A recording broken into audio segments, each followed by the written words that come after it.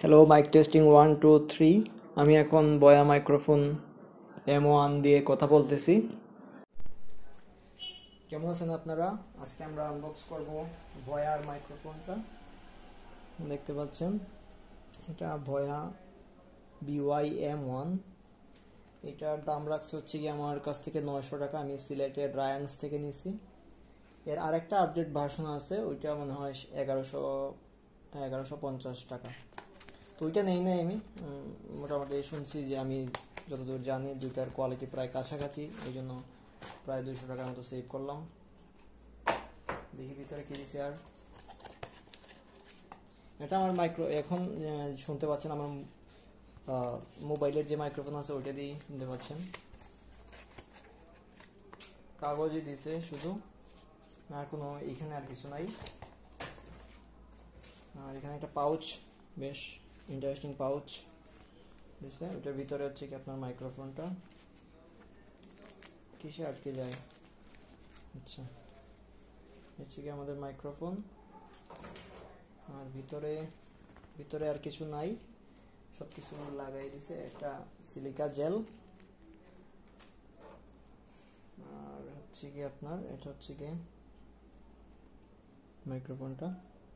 মাইক্রোফোনের এখানে একটা আপনার নয়েজ ক্যান্সেলিং এর জন্য কি বলে এটাকে, প্যাড নাকি এটা দিছে। একটা ক্লিপও দিয়ে দিছে।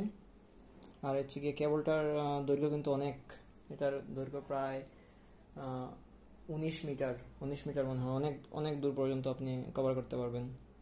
আচ্ছা, তারপরে আমি এখন আবার একটা মাইক্রোফোন লাগিয়ে আমি সাউন্ডের কোয়ালিটি চেক ডিফারেন্স দেখার জন্য আমি আরেকটা ভিডিও করতেছি, ওইটা লাগিয়ে করতেছি। তো আপনার সাথেই থাকবেন। Hello, mike testing 1 2 3। আমি এখন বয়া মাইক্রোফোন M1 দিয়ে কথা বলতেছি। আপনারা আশা করি আমার কথা শুনতে পাচ্ছেন। এর পাশাপাশি আরেকটা জিনিস ক্লিয়ার করার জন্য বলতেছি, সেটা হচ্ছে গিয়ে এখানে দেখতে পাচ্ছেন, দেখা যায় কিনা, এখানে দুইটা অপশন আছে। একটা হচ্ছে গিয়ে ক্যামেরা এবং আরেকটা হচ্ছে গিয়ে স্মার্টফোন। আপনি যখন মোবাইলের সাথে কানেক্ট করে রেকর্ড করবেন তখন এটাকে স্মার্টফোনে দিয়ে রাখবেন। অন্যান্য সময় DSLR ক্যামেরা, অথবা যদি আপনি পিসির মাইক্রোফোন হিসেবে ব্যবহার করতে চান পিসির সাথে কানেক্ট করে, তখনও আপনি ক্যামেরা ইউজ করবেন। শুধুমাত্র স্মার্টফোনের ক্ষেত্রে নিচের স্মার্টফোনটি দিয়ে রাখবেন। আশা করি আমার সাউন্ড কোয়ালিটি কতটুকু ডিফারেন্স সেটাও বুঝে গেছেন।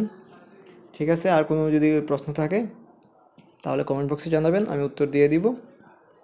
ওকে, ভালো থাকবেন সবাই।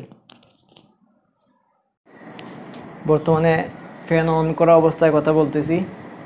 ফ্যান অন করা অবস্থায় শব্দের কী ধরনের তারতম্য লক্ষ্য করা যায় সেটা অনুধাবন করার জন্য।